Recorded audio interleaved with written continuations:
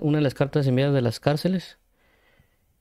Em, Creo que aunque bueno, tal vez no está muy metido en eso, pero la carta de Filemón hace una referencia a las personas que han caído en cárceles, o lo que se conoce como el misterio de cárceles. Porque es cierto que hay personas que entran a la cárcel y allá adentro, inclusive Dios puede usar las cárceles para hacer reflexionar a las personas de sus actos fuera de la cárcel o en su vida cotidiana. Y hay personas que dentro de las cárceles reciben la palabra de Dios y realmente generan una verdadera conversión, un nuevo nacimiento. Pero ya cuando salen a la calle, la gente ya los tiene como que todavía marcados, en el sentido de que él era un ladrón, él era esto. Y a menos de que no haya una referencia, así como en este caso Pablo, de una persona consagrada como Pablo, y que lo delegue le dé una referencia, tal vez las personas no vayan a hacerlo, no van a recibirlo, a menos que por el Espíritu Santo haya una confirmación y las personas que están afuera logren aceptar a que hizo en algún tiempo un daño. Y esto es bastante importante de lo que menciono, del hecho de lo que se llama de que las personas logren después de la cárcel obtener una mejor vida de fuera, ¿verdad? Porque a veces en este caso yo he ido a las cárceles aquí en Escuintla o en preventivo, las personas a veces que son pandilleros y no tienen temor de que cuando salgan a la calle no lo reciban por los tatuajes o por las actitudes que tuvieron. Inclusive hay muchas personas que están afuera, que, o sea, ya salen y a veces vuelven a apartarse del evangelio por causa de que no encuentran trabajo y no les queda, por así decirlo, más que volver otra vez a las andadas. Por eso me parece interesante la carta de Filemón, porque Pablo, sabiendo, no sé si qué tanto conocía Pablo de eso, pues, pero se le brinda una oportunidad a Onésimo y con una gran referencia que es en este caso el apóstol Pablo. Y pues ahí sí que casualidad que Onésimo conocía a Filemón, ¿va? Y que Filemón conocía a Pablo, ¿va? Entonces, eso nos enseña a nosotros también de que nosotros, como dice la Escritura, estamos muertos en delitos y pecados y que estábamos en prisiones. Tal vez no eran prisiones físicas, literales, sino en prisiones de pecados. Y que prácticamente lo que hace Jesucristo en figura de Pablo es nos convierte, porque prácticamente lo que hace Pablo con Onésimo es predicarle y volverlo su hijo, es decir, lo engendró en sus prisiones, ¿no? Y es de que Jesucristo, cuando nos ve encarcelados a nosotros, nos predica, nos enseña y nosotros entramos a un nuevo nacimiento. Y lo que hace prácticamente, por así llamarlo, es de que Jesucristo nos intercede por nosotros delante del Padre y también delante de las demás personas. Por eso que se marca un testimonio en nosotros y hay personas que nos reciben nuevamente a pesar de que hicimos faltas, porque el testimonio de Jesús está en nosotros. Y también que cuando dice Filemón que antes aquel que te había sido inútil, ahora te es útil, porque inclusive el nombre de Onésimo significa útil o rentable. Entonces como dice la Escritura, Dios por medio de su sangre nos hace útil para toda buena obra. Entonces Dios nos saca de la cárcel y nos referencia para que podamos tener una nueva vida en Cristo, una restauración, una nueva oportunidad, como da el caso de Filemón. Y pues en el caso de las cárceles, yo inclusive una vez prediqué esto en el grupo de cárceles que teníamos aquí al cual yo estaba yendo, porque a veces sí, la gente van afuera para predicar el evangelio a cárceles, pero yo les decía, hay que orar para que Dios también provea de Filemones, para que cuando salgan las personas de la cárcel puedan encontrarse un Filemón que les pueda ayudar también en el apoyo fuera de la cárcel, ¿no? Lo otro que quería mencionar era que algo que me llama bastante la atención en el versículo 2 dice, y a la amada hermana Apia y a Arquipo, nuestro compañero de milicia, y a la iglesia que está en tu casa. Y esto es bien importante porque nosotros a veces pensamos que iglesia, algunas personas piensan que iglesia es un local donde hay un montón de personas, como 100, 20, 50 metidos, ¿verdad? Pero a veces una iglesia entra solo el hecho de personas que se juntan a entrar en una comunión con Dios. O por eso se llama, bueno, nosotros en nuestra costumbre, iglesia ya lo vemos como un título, ¿verdad? Pero realmente es congregación, es personas que están unidas, están en un mismo sentir, se están reuniendo. Pero a veces por el hecho de que ya se ven iglesias grandes y que se junta un montón de gente, ya las personas asimilan de que una iglesia es donde hay un montón de personas. Y a veces me pasó con unas personas que yo estaba hablando y me decían, mira, ¿por qué no te congregas? Le digo, es que yo me congrego todos los días y me junto con personas y hablo del evangelio. Y me decían, no, pero es que tienes que ir a una iglesia. Y yo dije, ¿usted qué necesita? ¿Y usted quiere que yo le diga que voy a una iglesia donde haya más de 100 miembros? ¿A eso usted le llama iglesia? Pero es por esto, porque aquí dice claramente de que la iglesia que está en tu casa, y no necesariamente él tenía una gran mansión, ¿verdad? Sino que era tal vez un grupo pequeño, inclusive por las persecuciones que se daban en ese entonces, tal vez no pasaban a ser tal vez más de 10. Y como las iglesias, por ejemplo, que yo estaba viendo en Pakistán, que las iglesias de Pakistán, no sé si han visto ese testimonio, pero dicen de que cuando ya predican en Pakistán, lo primero que cuando a alguien le predican el evangelio para que se convierta, ellos tienen como que ese, no sé si llamarlo afán, de que ellos reciban al Espíritu Santo. Porque dicen de que de ellos tienen esa premura de que reciban el Espíritu Santo, porque cuando ellos se unen en las casas, porque ellos no pueden tener iglesias por la persecución de los musulmanes, dice que el Espíritu Santo es el que los dirige en qué casa, es decir, no hay una casa fija donde se reúnan, sino que es que de repente el Espíritu Santo les dice, y tampoco es como que todos los sábados van a reunirse, sino que de repente el Espíritu Santo les puede decir el miércoles, ¿va? Reúnanse, y les dice qué casa. Inclusive dice que parece que el Espíritu Santo les dice como que a qué hora. Algunos 10 minutos antes, a otros como que 10 minutos después, porque si no pueden darse cuenta las personas y por qué se están reuniendo y los capturan y los meten presos. Entonces dice que ellos se reúnen en las casas, no hay multitud de grupo y el Espíritu Santo los dirige. Entonces como que no siempre es en la misma casa que se reúnen, ¿va? No sé si en este caso con ellos fue similar, pero sí, claramente es que se asentó una congregación o una iglesia en una casa. Claro, nosotros por el modernismo ya hemos adoptado de que una iglesia es un lugar, pero realmente una iglesia es personas que en un mutuo acuerdo para buscar a Cristo Jesús. Pero lógicamente, pues ya medias tiene ministerio tal o misión o iglesia, ya se considera para algunos una iglesia. Pero si uno por ejemplo, cada quien ahorita, Blanca o Jorge o otras personas están en su casa, ellos podrían tener una iglesia en su casa, no en el sentido que le pongan ministerio tal, sino en el sentido de que si se juntan con la esposa, con el hijo o el primo y comienzan a hablar de Cristo o predicar de Cristo, ya hay una iglesia ahí. Y no es necesariamente que uno vaya a algún lugar o que uno lo ponga a Dios por pastor y que comience a hacer iglesia, por así llamarlo. Inclusive en el libro de Hechos, y creo que también en este pasaje, la palabra iglesia significa casa y familia. Y inclusive en estudios sociales dice que la base de la sociedad es la familia. Entonces, si vemos la misma palabra de familia que significa iglesia y congregación, es decir, que la base de la sociedad es la iglesia. Eso nos da a entender de que cuando una persona se casa, marido y mujer, una esposa y un esposo, se casan y ellos tienen su casa y ellos prácticamente se casan en Cristo, ellos ya son una iglesia. Porque si todos se pusieran de acuerdo, o si todos estuvieran en mutuo acuerdo para buscar a Dios, Dios está ahí, entonces ellos ya son una iglesia. Entonces la base de la sociedad es la iglesia, es decir, las familias que buscan a Cristo Jesús. Pero en nuestro contexto ya tenemos el hecho de que iglesias, juntémonos en un lugar. Cuando vino el COVID, ya cambió la perspectiva de la iglesia como tal o la persona, porque ya decían, nos estamos reuniendo por Zoom, ya no nos estamos reuniendo en un lugar, entonces nosotros estamos siendo iglesia conectándonos por Zoom. Entonces la mentalidad cambió a causa del COVID. Pero igual la gente tiene a veces tenemos esa mentalidad de que iglesia es solo 100 personas, o hay un local donde diga ministerios o iglesia.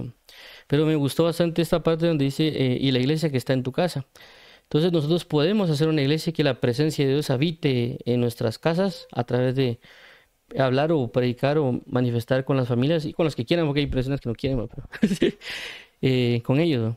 Y el otro que iba a mencionar acá también es de que el apóstol Pablo, cuando le habla a Filemón, prácticamente dice que Pablo le podría decir a Filemón, mira, te mando a Onésimo, o sea, sin preguntarle, sin decirle solo ahí, mira, ahí te encargo que lo cuides, así como que tú me debes. Entonces yo tengo la obligación o yo te podría mandar que lo hagas, pero dice que no lo hace de esa manera, sino lo que hace prácticamente Pablo es pedirle favor a Filemón. Yo te pido favor que me apoyes o que consideres a Onésimo. Y eso nos da a entender, o por lo menos me da a entender a mí, que Dios a veces tiene la capacidad a nosotros de obligarnos a hacer algo. Que sirvamos, que oremos, que leamos la palabra. Y lo que hace a veces Dios es sugerirnos. Yo te pido, yo te solicito que me apoyes en tal obra o que lea la Biblia o que ores. Es decir, Dios nos podría obligar a hacerlo, pero no lo hace. Nos pide favor. Y también esperando de que hagamos más de lo que Él nos pide, porque aquí creo que dice en el versículo, aquí está, el 21 dice, te he escrito confiando en tu obediencia, sabiendo que que harás aún más de lo que te digo. Es decir, de que a veces Dios nos pide algo, pero no Dios espera que solo lo cumplamos, sino que también nosotros le demos más de lo que podamos dar. Es decir, por ejemplo, hagamos de cuenta que Dios nos pide que oremos 1 hora. Nosotros podríamos orar 1 hora y 10 minutos. No necesariamente de que solo, o que Dios nos diga, mira, necesito que leas tal libro de la Biblia. Y puede ser que leamos ese libro y tal vez leamos alguna otra cosa o vemos un comentario. Porque la Biblia también menciona eso, ¿verdad? Que el siervo inútil es aquel que le dicen que haga algo y lo hace. Entonces, para no ser siervos inútiles, a veces deberíamos hacer un poco más de lo que nos han dicho. Entonces, aquí vemos de que Filemón era un siervo útil, basado en lo que dijo Jesús, por el hecho de que a él sabía Pablo que no solo si le pedía algo a Filemón, no solo lo iba a hacer, sino que iba a hacer un poco más de lo que le habían pedido. Por eso que el apóstol Pablo se atrevió a solicitarle a Filemón en ese testimonio. Me imagino que Filemón era alguien bastante conocido por la forma de que le habla acerca de Timoteo y algunas otras personas que se mencionan aquí en la palabra. Ok, aquí otra cosa también en el sentido de que el 16, ok, 15 dice, porque quizás para esto se apartó de ti por algún tiempo, para que le recibieses para siempre, no ya como esclavo, sino como más que esclavo, como hermano amado, mayormente para mí, pero cuanto más para ti, tanto en la carne como en el Señor.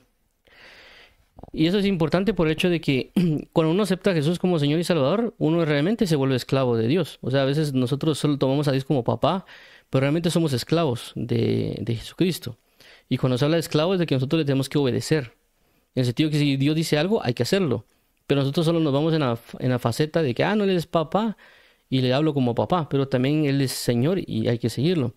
Pero lo interesante es aquí de que también nosotros somos hermanos de Jesús. Y a veces no miramos a Jesús como un hermano. Y eso también impacta nuestra relación y comunión y a la hora de hablarle a Él, ¿va? Es decir, por ejemplo, yo le hablo diferente a mi papá que le hablo diferente a mi hermano Jonathan. Y también, por ejemplo, si yo hablo con un amigo que se llama Sergio, también le hablo diferente a él, porque es mi amigo. Mi hermano Jonathan es mi hermano. Yo nací con él, me crié con él y hablé con él. Pero también con mi papá es diferente. Entonces, a veces cuando uno entiende que Jesús es nuestro hermano, también nosotros a veces cambian, o por lo menos en mi caso ha cambiado mi forma de relacionarme con Dios, la confianza a la hora de exponerle cosas o decirle cosas, porque Él es mi hermano. Y por consecuencia también asimilar de que las personas que creen en Jesús son mis hermanos y tratar de comportarme con estas personas como hermanos, no solo decirle brother como a veces algunas congregaciones, porque suene más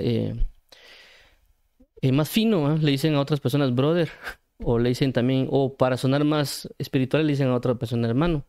No significa que esté mal, pero lo que quiero decir es de que, inclusive cuando uno va a la iglesia y uno se sienta con las personas en la iglesia, a veces las personas lo miran a uno como extraño, y eso que pueden llevar ya un par de meses o años en la iglesia, y ese sistema de comunión entre hermandades se ha perdido, o uno no ve o no saluda a la persona como un verdadero hermano que tiene el mismo padre. Entonces, por esa razón creo yo que lo que le menciona o lo recalca, por así decirlo, Pablo a él, decir, mira, es cierto que él te servía, pero ahora ya no solo te va a servir o no solo es fuera lo que era tu esclavo, sino que ahora velo como un hermano. Que también en otra parte de la Biblia menciona el apóstol Pablo de que si alguien tiene alguien que está empleado, que alguien que no es creyente, que aguante y que sirva y que lo soporte. Pero que si esa persona inclusive es hermano y también tiene un carácter de esos feos, de igual manera que lo traten de mejor manera porque es hermano y también es creyente. Entonces creo yo que la afirmación o el establecimiento que hace Pablo con referencia a Onésimo, es grato por el hecho de que, mira, pues sí, sí es cierto que te vas a ir vas a ir trabajando contigo, pero trátalo ahora como hermano, no solo como aquel que te servía. Como que darle un grado más de confianza ahora porque somos parte del mismo Padre que es Dios, ¿verdad? Y también por último, el 22 dice, prepárame también alojamiento, porque espero por vuestras oraciones os seré concedido. Y esto es importante porque a veces, si nosotros queremos conocer hermanos o conocemos hermanos de bendición, inclusive a través de años que hemos conocido, nosotros podemos orar para volver a tener una comunión con ellos, ya sea que nosotros nos enseñen o nosotros los enseñemos. Y es importante orar porque a veces hay una guerra espiritual que impide que pueda llegar, o a veces Dios no permite que se realice esa situación. El apóstol Pablo creo que en la carta a Romanos dice que él quería llegar, pero a veces el enemigo le puso un obstáculo para llegar. Y en otras ocasiones dice que él no llega porque Dios no le ha abierto la puerta todavía para poder llegar, para poder recibir una bendición, ¿verdad? Entonces, uno podría orar para que algún tipo de ministro pueda llegar, en este caso, si alguien pertenece a una congregación, y para que pueda llegar este tipo, este ministro que puede llevar una bendición a la iglesia y poder brindarla, o a hermanos que hemos conocido durante el tiempo para volverlos a ver, porque a veces uno quisiera compartir con unos hermanos, uno puede orar para que ellos puedan venir. Y por eso también el hecho de orar que vengan también es preparar un lugar. Por eso también él menciona, prepárame también alojamiento. Es decir, no solo orar para que pueda volver uno a conocer a esa persona, sino que preparar el corazón para cuando lo vea. Yo lo mencionaba en el sentido de la congregación, de que por a veces ir a iglesias grandes se deja a la gente congregar en su casa. Es decir, hay familias de que sí van a la iglesia, pero en su casa no se congregan y tienen siempre la perspectiva de congregarse en una iglesia. A eso me refería con la iglesia que está en tu casa. El otro es de que hay regularmente muchas iglesias grandes, a veces han comenzado en el hogar. Es decir, por ejemplo, el hermano Otto, según el testimonio que él cuenta, la iglesia comenzó en su casa. Entonces, a ese punto de perspectiva me quería dar a entender, no que la gente no vaya a la iglesia grande, sino que a veces por ir a la iglesia... Ah, no, solo aclarando, así como aclaraste vos ese punto, quería aclarar en el hecho de que nosotros a veces por ir a la iglesia grande dejamos de enfocarnos en nuestra casa. Y hay otras personas, lógicamente, que pues solo por enfocarse en su casa, pues pueden dejar la iglesia grande. A lo que quiera... Exacto, exacto, es decir, exacto, así, a eso me refería con el hecho de que no nos olvidemos de nuestra casa, es decir, ya tenemos a nuestra familia para ministrarla y claramente, pues, a veces en algunas congregaciones creo que uno puede dar la pauta para que también hayan discipulados en la casa de uno, ¿verdad? En mi caso creo que creo que cuando fue, cuando yo estaba en la iglesia, con el hermano Sergio, y aquí había un discipulado aquí en la casa. Entonces aquí se hacían también las reuniones discipulares en la zona, ¿va? Pero quería centrar en ese punto, haciendo referencia de que uno no olvide lo que uno tiene en el local como tal, y que muchas iglesias así comenzaron en su casa, no necesariamente comenzaron yendo a generar una gran evangelización a muchos lugares, pero claramente, pues, como menciona con Moisés, ¿verdad? Dios, como Moisés dice que hará grupos de 10 miles, miles, de cienes y de cinco. Entonces, claramente, lógico, pues, por ejemplo, en iglesias muy grandes, a veces no se puede ministrar personalmente porque no hay un trato. Entonces, por eso a veces también hay gente que usa las células, pero y lo que quiero decir es que somos una gran red, pero no tenemos que olvidarnos de nuestra casa o de nuestro hogar para tener una comunión también en nuestra casa. Por eso mencioné que familia era congregación, porque a veces tenemos que ir a la iglesia grandota, pero no a nuestra casa no estamos ministrándola constantemente como cabezas de casa. Y a veces cargamos a los pastores o a los ministros, apóstolos y demás con las cargas o problemas de nuestra casa, cuando nosotros también deberíamos ser apoyo en esa área para edificar y para formar. Y claramente, pues esa gloria llevarla también a la congregación, porque ya se juntan diferentes glorias de casas para tener una mayor comunión o suministración del Espíritu. A ese punto quería dar a entender y quería aclarar.